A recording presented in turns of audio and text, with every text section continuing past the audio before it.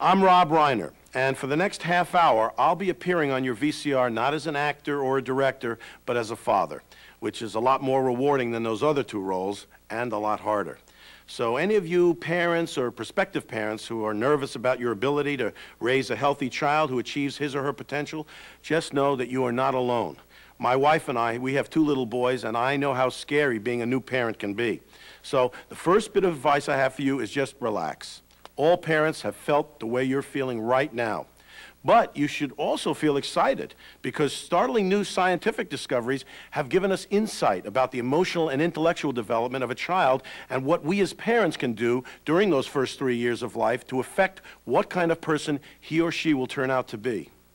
I am your child.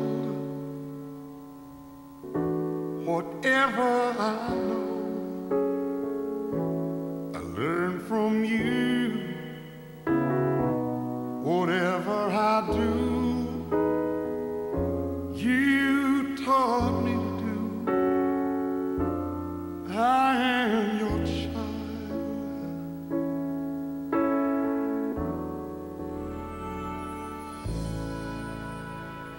A newborn child, just 1 day old.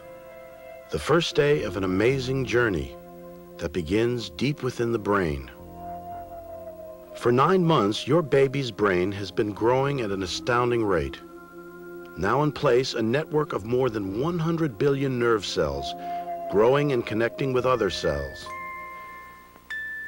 Cells that control all her thinking, movement, and senses. From the moment your baby is born, his brain is incredibly active and growing minute by minute. In fact, over 90% of brain growth happens in the first 3 years. And the way it grows is through experience.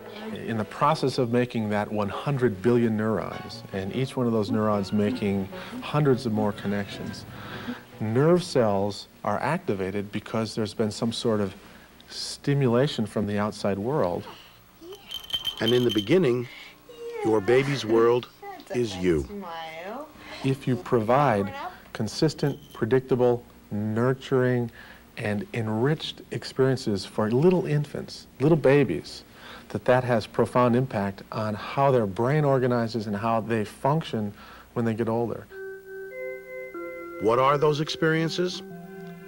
And what can you do to make sure that your baby's getting what she needs?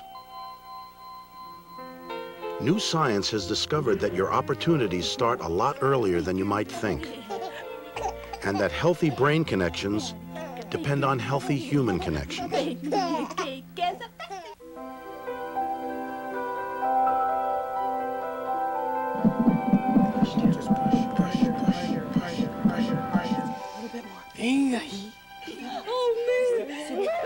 The moment of birth.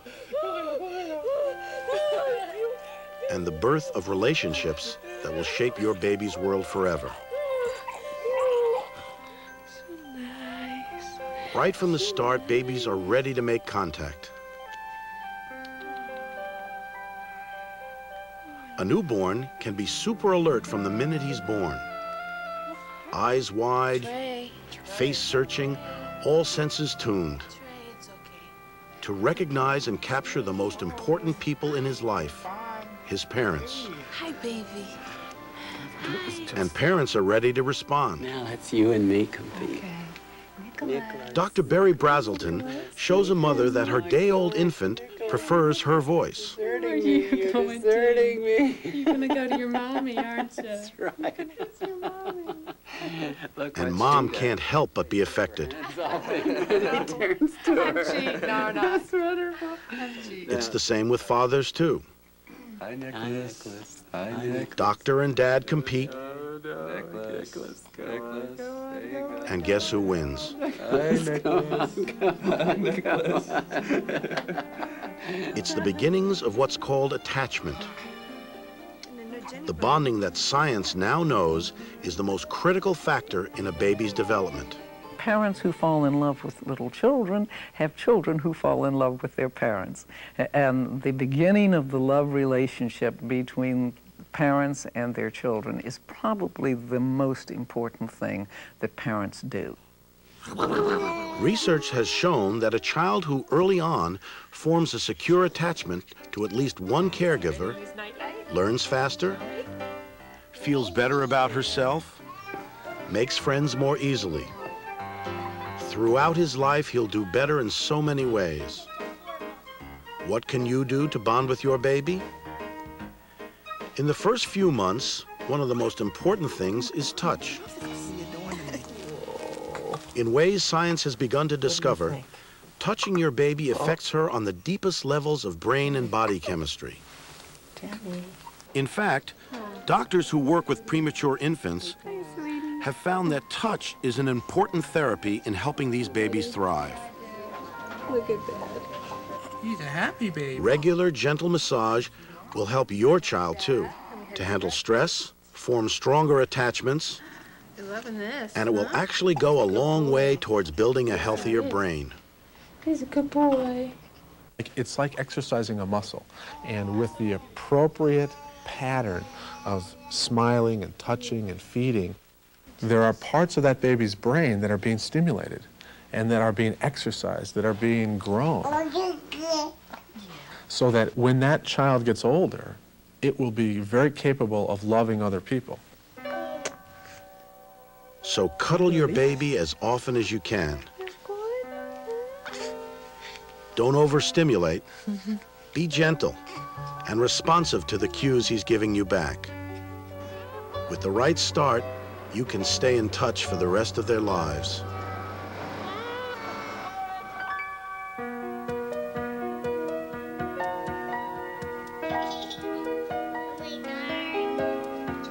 Many people think that before she can talk, you and your child can't really communicate. But the reality is, the vast majority of our communications and the vast majority of the way we both perceive other people's intention and communicate our intentions is non-verbally. And infants literally are communicating from the moment they're born. You just have to know how to look and listen. Your baby will tell you what he likes and what's bothering him.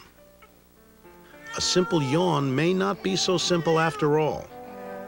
Your baby might be tired, but it also might be a signal that he's overloaded and trying to shut out the stimulation. If you're watching, your child will give you so many cues. If I could do one thing for every new parent, it would be to capture her or him, to read the baby's behavior as his or her language. For instance, when a baby looks up in your face, you know that baby is saying, give me back something, talk to me, cuddle me, pick me up and love me. And so every time you read a baby appropriately, they give you back a signal. That was what I wanted. Cries communicate too. Scientists have found that there are several distinct types of cries that mean very different things. You'll come to learn them from your own baby, like the cry that says, I'm hungry, and the one that says, I'm really in pain. Literally a cry for help.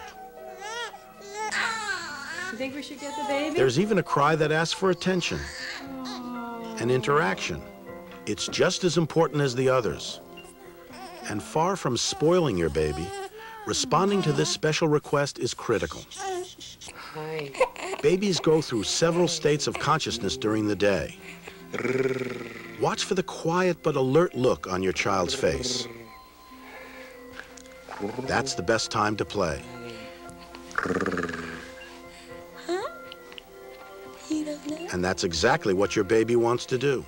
What are you thinking about? A child's need to communicate is just as vital as any physical need. Your baby wants to feel that someone cares and understands, that he's connected. Just watch this amazing experiment.